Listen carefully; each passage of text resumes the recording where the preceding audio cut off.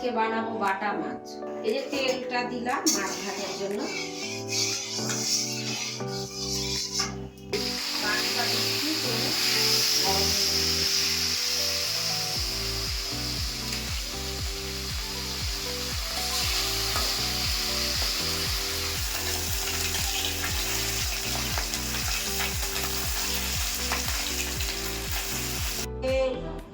লঙ্কা দিলাম 5টা, আদা দিয়েছি, টমেটো আর সরষা, এর মধ্যে পেঁয়াজ রসুন দেব।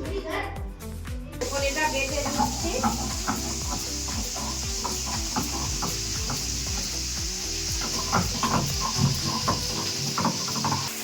মশলাটা হয়ে গেল। 250 মাছ ছিল, 250 মাছে তাই মশলা। এই যে মশলাতে জল দিলাম, এটা এখন কিচ্ছু দেব না।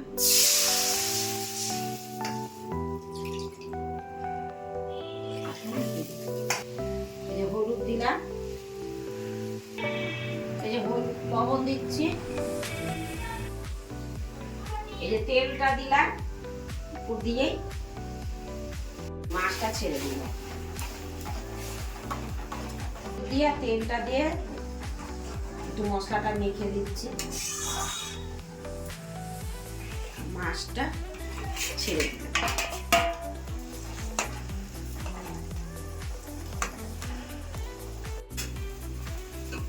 উপর দিয়ে কাঁচা তেল দিয়েছিলাম, তেলে কিছু দিইনি, মশলাটা ছেড়ে দিয়ে জলটা লবণটা দিয়ে একটু নাড়াচাড়া করে মাছটা ঢেলে দিয়েছি, আর উপর থেকে তেলটা দিয়েছি, আর এখন ঢেকে দিচ্ছি।